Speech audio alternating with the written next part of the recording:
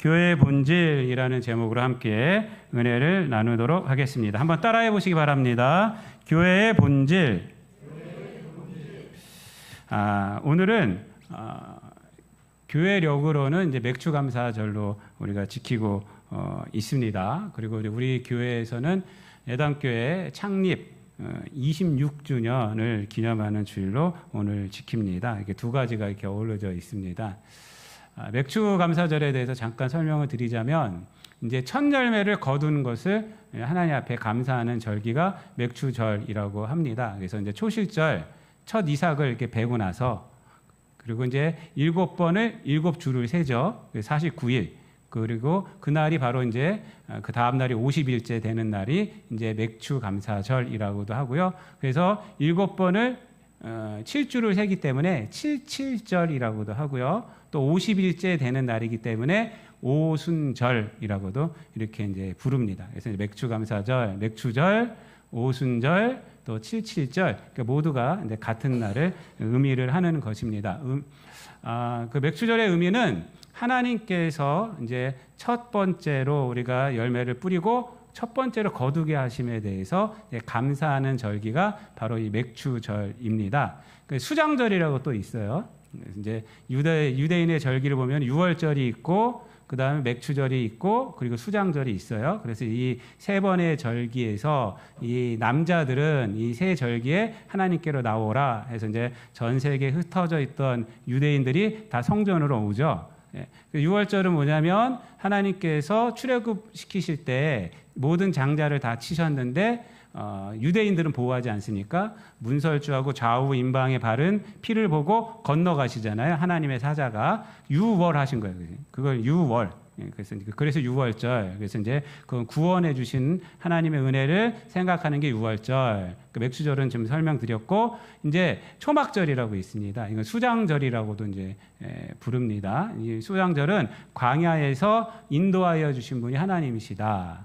그 광야에서 가나안 땅으로 갈 때, 그래서 지금도 이 초막절이 되면 그 히브리인들은 텐트를 치고 광야에서 이렇게 행사를 합니다. 딱 광야로 안 가면 자기 집 베란다에다 텐트를 치고 이제 그렇게 초막절 행사를 합니다. 이것은 이제 수장절이라고 하는데, 이 수장절은, 초막절, 수장절은 우리나라 가을 절기랑 좀 비슷합니다. 그래서 이제 추수를 하고 나서 이제 하나님 앞에 감사하는 절기가 이제 수장절 또는 초막절이라고 이제 부릅니다. 그래서 맥주절, 수장절, 초막절, 이것은 다 그 이제 가을 거지, 거지하고 좀 이렇게 되어 있습니다.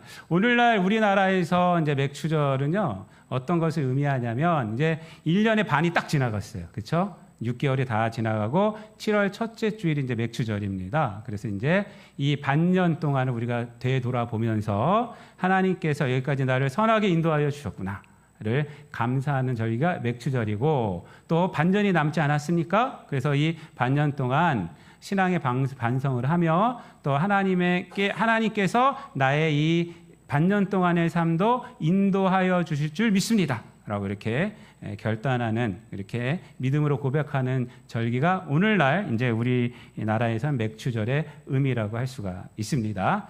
맥주절은 그렇고요. 오늘은 맥주절에 관한 설교를 하지 않고, 오늘 우리 교회 창립 26주년이기 때문에 오늘은 거기에 대한 설교를 하려고 합니다. 우리 교회는 원래 구리에 있었죠. 구리에 있다가 2005년도에 이제 이곳으로 이사를 왔어요. 그리고 2006년도에 이 예담교회를 짓고 이제 하나님 앞에 헌당을 했어요. 아직 봉헌은 하지 못했습니다.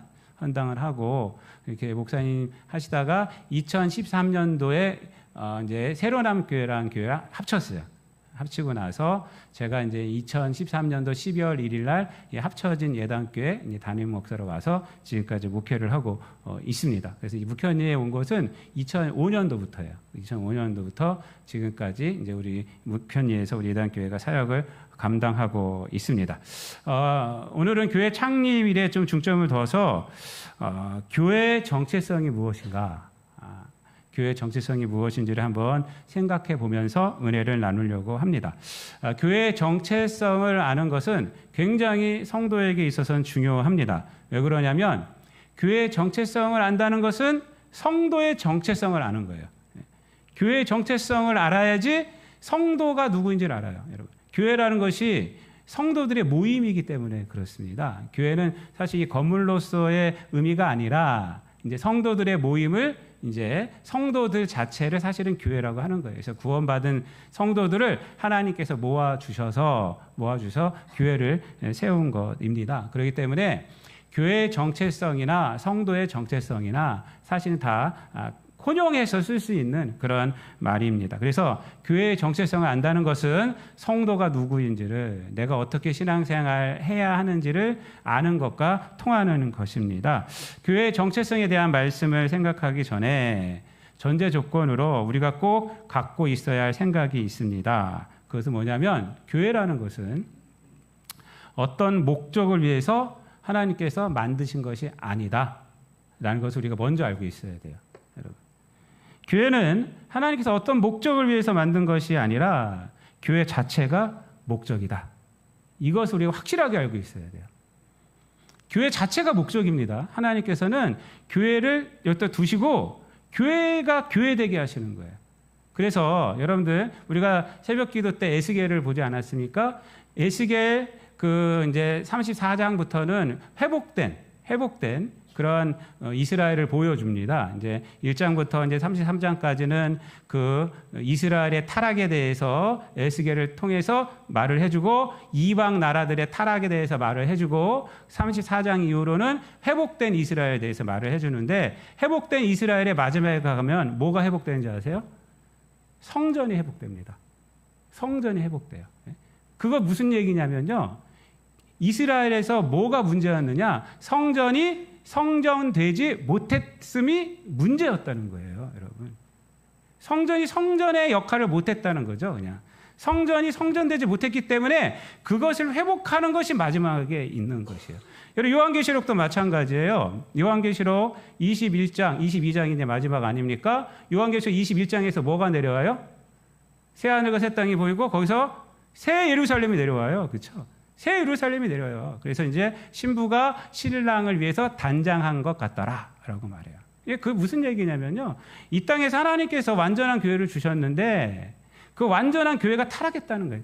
그것이 문제라는 거예요. 그것이 문제예요. 그래서 교회는요, 무슨 목적을 위해서 주신 것이 아니라 하나님께서, 교회 자체가 목적이에요, 여러분. 교회 자체가 목적이에요. 이것을 우리가 잘 알고 있어야 합니다. 여러분, 복음도 마찬가지죠. 복음은 그 자체로 완전한 거예요. 그렇죠? 그래서 복음이 우리를 구원해내는 거예요. 믿습니까? 예수 그리스도의 복음이 우리를 구원해내는 거예요. 하나님께서 우리에게 복음을 주시면서 예수 그리스도의 십자가와 부활, 이것을 주시면서 여기다가 너희들 조금만 더 해라, 이렇게 말씀하지 않으시죠? 이것을 어떻게 하라고 그래요? 믿어라, 이렇게 말하는 거예요. 그래서 믿음으로 구원받는 거예요. 우리가 행함으로 구원받는 것이 아닙니다. 하나님께서 예수 그리스도 십자가와 부활의 그러한 복음을 우리에게 주셨어요. 그리고 나서 믿으면 되는 거예요. 믿습니까? 완전하다는 거예요. 믿으면 된다는 것은 완전하다는 거예요. 거기다 무엇을 더하거나 무엇을 덜하거나 하면은 그게 이단이에요. 여러분, 복음에다 뭘 더해가지고 이것이 복음이다 하면은 그건 뭐예요? 이단이에요. 그 예수님이 아니고 내가 더 낫다, 그게 다 이단이에요. 이단. 거기서 뭘 빼도 안 되는 거예요. 복음 자체가 완전한 거예요. 교회도 마찬가지입니다. 하나님께서 이 땅에 교회를 주시는 것은 바로 이 복음 위에 세워놓으셨거든요. 복음 위에 세워놓으셨어요. 그래서 여러분, 교회를 말할 때 가장 많이 묘사하는 구절이 뭡니까? 교회는 예수 그리스도의 몸이다 라고 말하고, 교회는 누구의 핏값으로 세워진 거예요?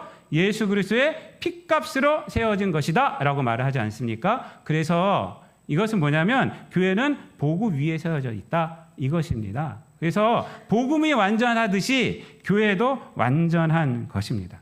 하나님이 세운 교회는요, 완전해요. 교회는 완전한 것입니다. 그래서 교회의 정체성에 대해서 이 내용을 알게 되었을 때 오늘날 우리 교회의 문제를 우리가 알 수가 있어요. 교회의 문제는 뭘까요? 그러면은 교회의 문제는 본질에서 떠난 것이 문제예요. 하나님께서 완전한 교회를 주셨어요.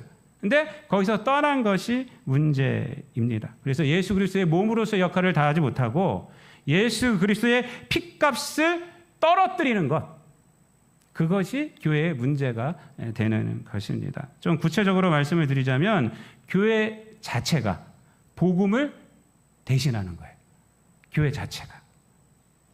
교회 자체가 커지는 것이 부흥이라고 생각되는 것입니다. 이게 잘못된 거예요. 여러분, 교회는 복음의 부흥을 이루는 거예요. 교회 자체가 커지면 안 돼요. 제가 언젠가도 말씀을 드렸는데 지난주 수요일인가 예배드리면서 제가 말씀드린 것 같아요.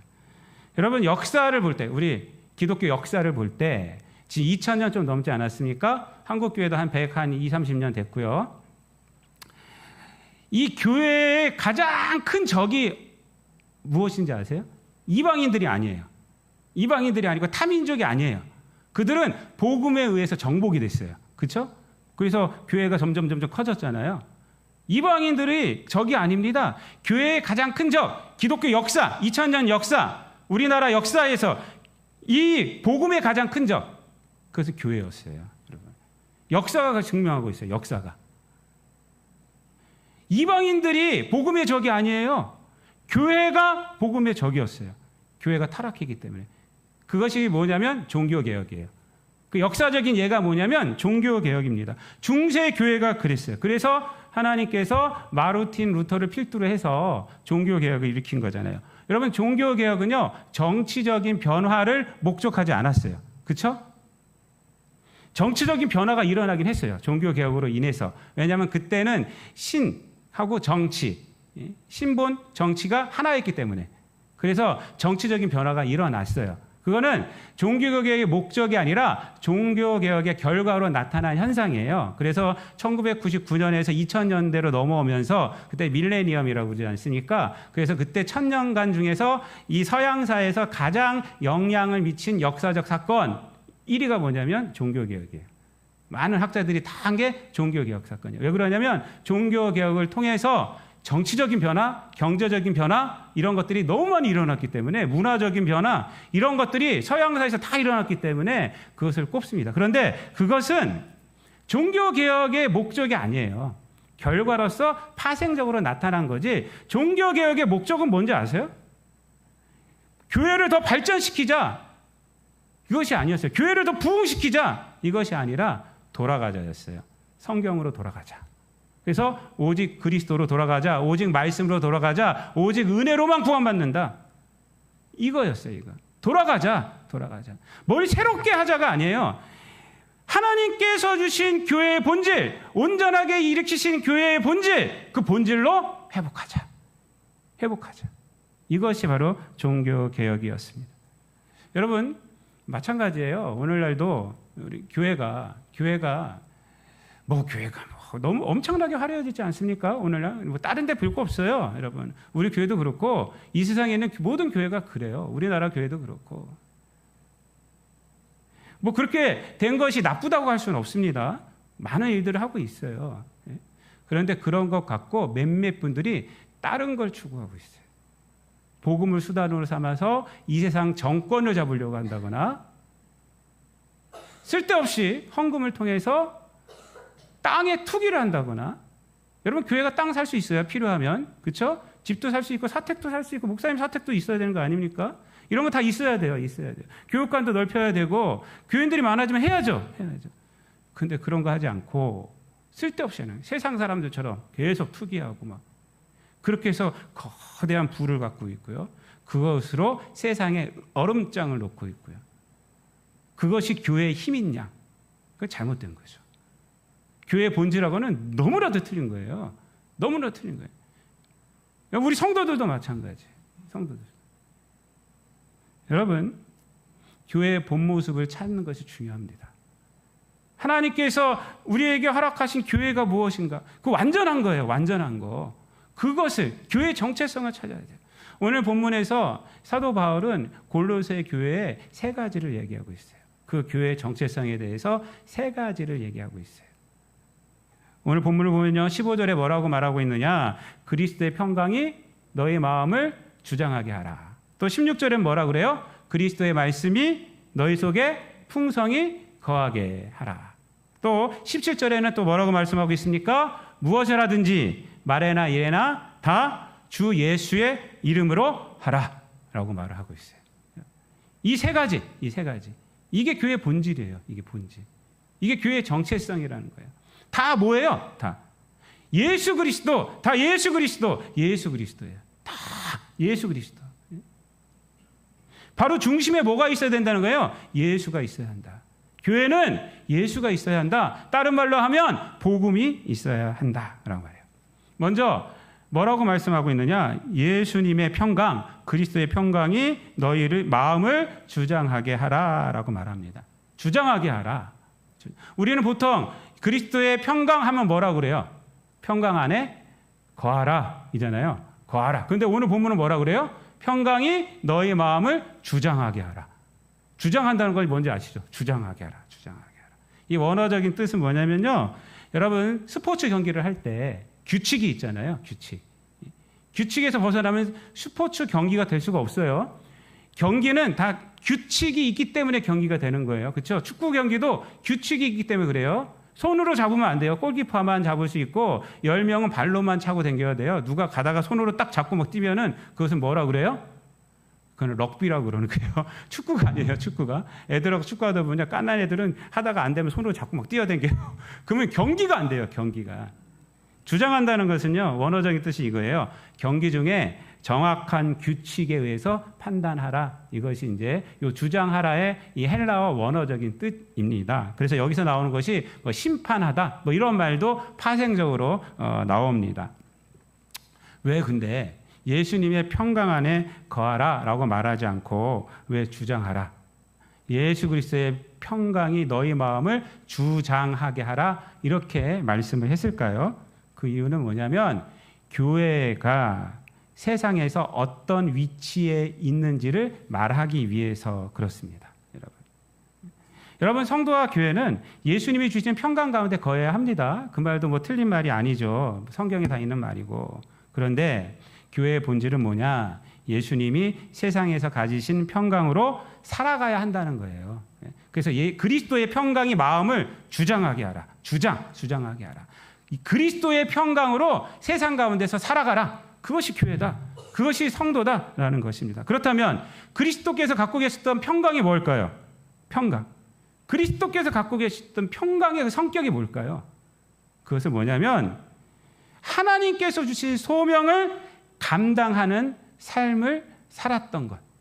그것이 그리스도의 평강이에요. 평강. 그냥 내가 자신이 편안하게 있고 내 마음이 그냥 편안하게 있고 이것이 아니라 하나님께서 주신 소명의 길을 걸어가는 가운데 있는 평강. 그것이 바로 그리스도의 평강입니다. 십자가를 지는 길 위에 있는 그 평강. 그것이 그리스도의 평강이에요. 그것이 그리스도의 평강. 여러분 예수 그리스도께서 제자들에게 궁극적으로 가르친 것이 뭐예요? 궁극적으로. 여러 가지 많은 좋은 얘기를 해주셨지만 궁극적으로 가르친 것이 뭐냐면 예수님 자신이 십자가에서 죽으시고 사흘 만에 부활하신다는 것. 그것을 제자들에게 궁극적으로 가르쳤습니다. 그렇죠? 여러분 마태복음 16장 이하를 보면 무슨 내용이 있어요? 빌립보 가이사라에서 사람들이 제자를 내해서 이제 예수님을 전하게 한 다음에 예수님에 대해서 어떻게 사람들이 말하고 있느냐라고 제자들에게 물어보시죠. 그리고 나서 제자들에게 물어봅니다. 너희들은 나를 누구라 하느냐? 그때 뭐라고 그래요? 베드로가 주는 그리스도시요 살아계신 하나님의 아들입니다라고 그렇게 고백을 해요. 그 고백을 듣고 굉장히 좋아하시고 그리고 나서 비로소 가르치시다 이렇게 해요. 그리고 나서 비로소 뭘 가르치세요? 예수님이 죽고 사흘 만에 부활하신다. 내가 고난받고 죽고 부활하신다. 이것을 비로소 가르치세요. 이 무슨 얘기냐면요. 예수님께서 제자들에게 가르치신 것은 복음이라는 거예요. 궁극적으로 가르치신 것은 바로 이 복음이라는 거예요. 근데 베드로가 이해했어요? 못했어요? 이해 못해요. 이해 못해요. 아니 예수님 왜 죽어? 하나님의 아들이라고 내가 고백했는데 왜 죽어? 그래서 항변하고 막고 그러시면 안 됩니다 하자 예수님이 뭐라 그래요? 사탄아 물러가라 그래요. 사탄아 물러가라. 너는 나를 넘어지게 하는 자로다. 너는 사람의 일은 생각하고 도리어 하나님의 일은 생각하지 아니하는구나 라고 이렇게 말을 합니다. 여러분.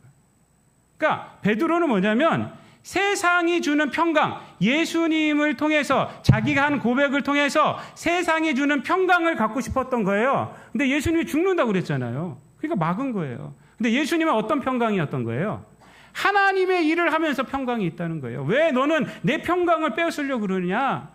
이렇게 말하는 거예요.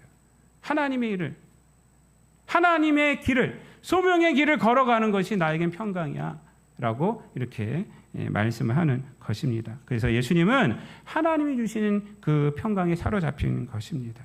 여러분, 교회는 그리스도의 평강에 의해서 주장되어져야 돼요. 성도들도 마찬가지입니다. 그리스도의 평강에 의해서 주장되어져야 돼요. 그리스도의 평강이 나를 주장해야 돼요. 여러분, 정말 믿는 사람들은 그렇습니다. 여러분, 우리가 하나님의 길, 하나님께 주신 소명을 감당하지 아니하면요, 우리는 어떤 마음이 드느냐? 불안한 마음이 들어요. 그런데 하나님께서 주신 길을 내가 해내잖아요. 하고 있잖아요. 그러면은 평강이 있어요. 만족이 있고 기쁨이 있고 그래요. 우리 성도님들도요, 교회에 와서 토요일 날 허드렛 일도 하고, 오늘 또 맥주 감사절이라고 또 어저께 와서 부엌 일 하시고 뭐 청소하시고 다 해요. 그러면서도 얼마나 기뻐하는지 몰라요.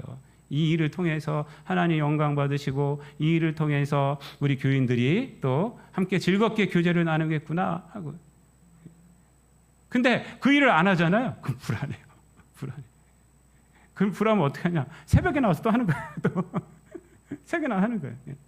그게 성도들이에요. 뭐 어쩔 수 없이 빠질 수 있는 일이 있잖아요. 그러면 또 새벽에 와서 내가 할게. 그건 남겨놔. 막 이러고 그래요. 그건 남겨놔. 이렇게 합니다. 그리스도의 평강이 나를 주장하는 거예요. 세상 일이 아무리 바빠도 하나님께서 주신 소명이 나를 이끌어가는 거예요. 이끌어가는 거예요. 그게 그리스도의 평강이 나를 주장하는 거예요. 하나님께 충성하고. 여러분, 그래서 그 다음 말씀이 뭐라 그러냐? 그리스도의 말씀이 너희 속에 풍성히 거하게 하라 라고 말씀합니다. 8절 말씀 다 같이 있습니다. 16절 말씀 시작. 그리스도의 말씀이 너희 속에 풍성히 거하여 모든 지혜로 피차 가르치며 권면하고 시와 찬송과 신령한 노래를 부르며 감사하는 마음으로 하나님을 찬양하고. 아멘. 여러분, 그리스도의 말씀이 너희 속에 풍성히 거하라.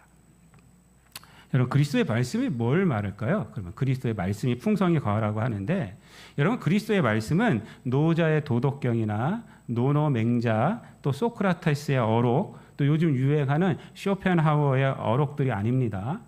요즘 쇼펜하우어의 어록들이 굉장히 유행을 해요. 그래서 제가 도서관 가서 쇼펜하우어 책을 제가 빌려보려고 갔는데 다 빌려갔어요. 이렇게 빌려가고 예약 잡혀 있고, 얼마나 쇼펜하우어가 유명해졌는지 몰라요. 근데 사실 쇼펜하우어는요, 책을 좀 조심히 봐야 돼요. 우리가 비관주의자예요. 비관주의자. 사실 쇼펜하우어는 굉장히 비관주의적이기 때문에 좀 깊이 있는 말들을 많이 하는 거예요. 사실 쇼펜하우어 말을 이렇게 막 그분을 연구하게 되면요, 사실 자산 예천론자예요. 그분들이 위험해요, 사실은. 근데 그분이 한 얘기들이 깊이 있는 얘기들이 많이 있어요. 인생은 막 고민하다가 고민하다 보니까 깊이 있는 말들이 있는데 거기 다 따라가시면 안 돼요, 여러분. 여러분, 하여튼 예수 그리스도의 말씀이란 이런 어록이 아니에요, 어록이. 물론 예수님이 하신 말씀들이 여기 다 있어요, 성경에.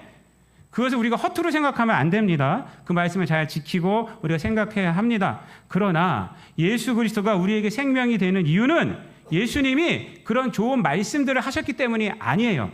그렇죠, 여러분? 예수님이 우리에게 생명이 되신 이유가 뭐예요? 그러면 좋은 말씀을 하셨기 때문에가 아니라, 우리에게 이해가 되는 말씀을 하셨기 때문에가 아니라 우리를 위해서 죽으셨기 때문이에요. 믿습니까? 네? 그거예요, 그거.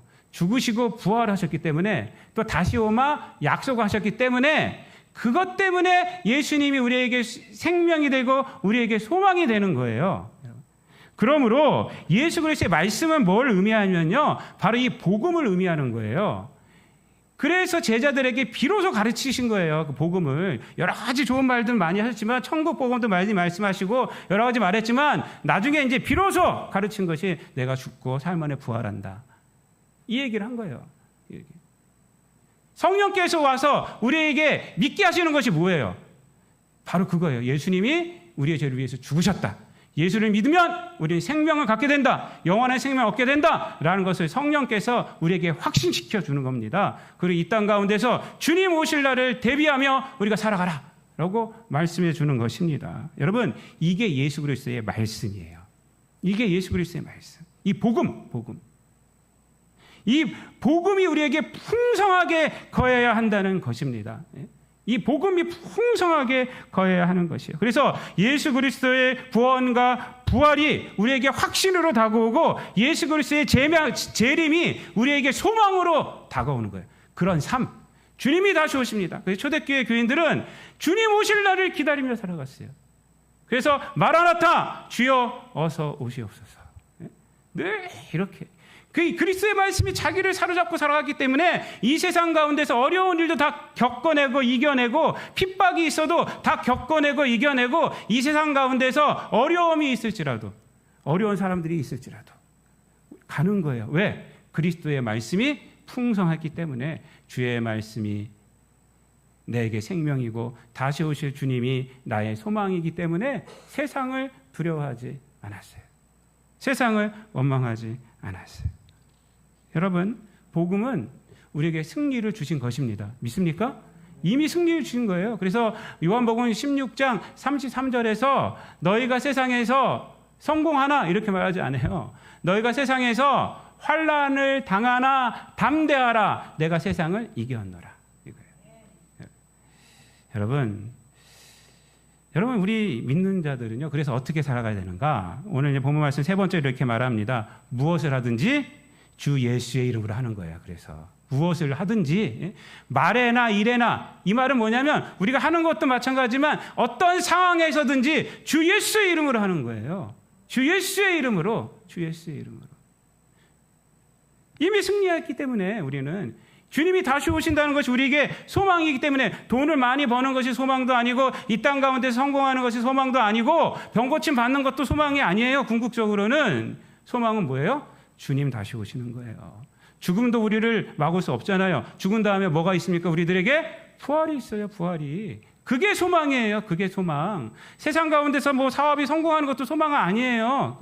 주님이 다시 오신 것이 우리에게 소망이 되는 것입니다. 그래서 무엇을 하든지 어떠한 상황이든지 성공하든지 실패하든지 내가 작은 자이든지 큰 자이든지 주님께 속한 자 되어서 그렇게 살아가는 거예요. 여러분, 교회하고요, 복음은 99.99%가 아니죠. 100%예요. 100%의 구원이고 100%의 승리예요. 믿습니까? 그거예요. 그렇기 때문에 우리가 전도하는 거예요.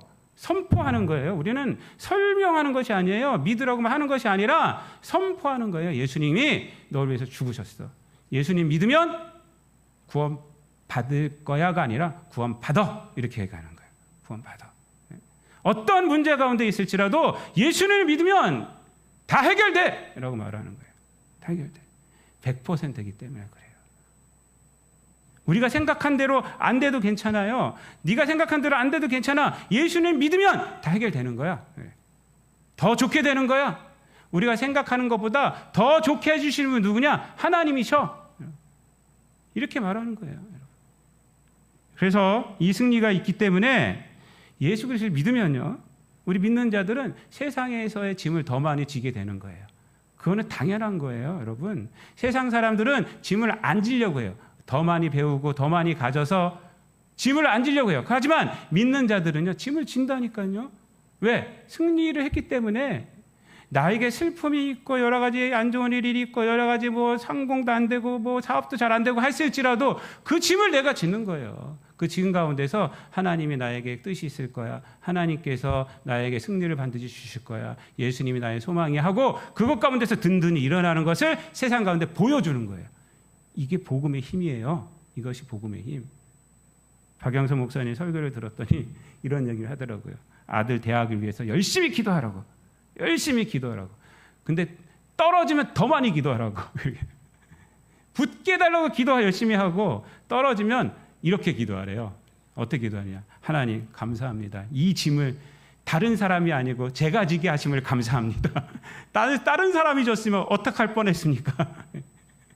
이 기도해도 떨어진 것을 제가 지게 하심에 너무나도 감사합니다. 그러나 하나님 이 아들을 책임져 주옵소서.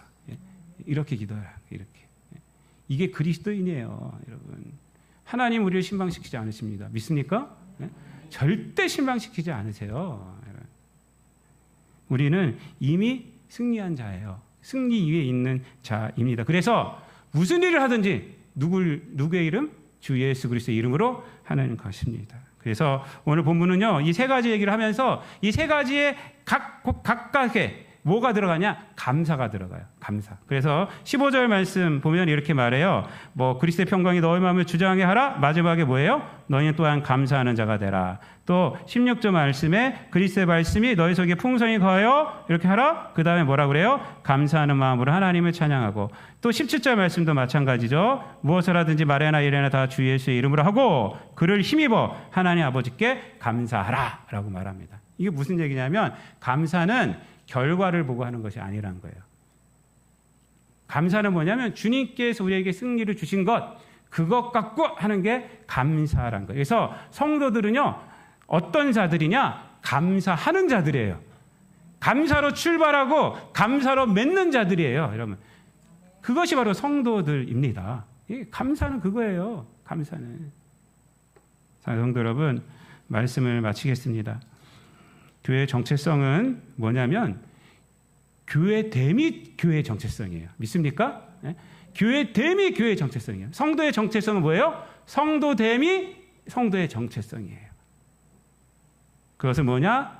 오늘 본문 말씀처럼 그리스도의 평강에 의해서 주장되어지는 삶, 그것이 교회의 정체성, 성도의 정체성이고 그리스도의 말씀이 풍성히 거하는 것, 복음이 나에게 풍성히 거하는 것, 그것이 교회의 정체성이고 무엇을 하든지 어떤 상황이든지 주 예수 그리스도의 이름으로 하는 것, 어떤 상황에도 주 예수 그리스도의 이름으로 서는 것, 그리고 감사하는 것, 이것이 바로 교회의 정체성이 되는 것입니다. 이러한 삶을 살아가시는 저와 여러분 되시기를 우리 주님 예수 그리스도의 이름으로 축원드립니다. 기도하겠습니다. 사랑과 은혜가 풍성하신 하나님 감사를 드립니다. 우리 예담교회 26년 동안도 함께하여 주심을 감사를 드립니다. 우리 예담교회가 교회되게 하시고 성도가 성도되게 하여 주옵소서. 그래서 아버지 하나님 그리스도의 평강이 주장되어지는 교회되게 하여 주시고 그리스도의 말씀이 풍성히 거하게 되는 교회되게 하여 주시고 어떠한 상황이든지 무엇을 하든지 말해라 이래나 다 주 예수의 이름으로 하는 교회 성도되게 하여 주시고 하나님을 힘입어 예수님을 힘입어 하나님 앞에 감사함으로 출발하고 또한 결과도 하나님 앞에 감사하는 우리 모든 성도들 또한 우리 교회에 되게 하여 주옵소서. 감사드리며 예수님의 이름으로 기도드리옵나이다. 아멘.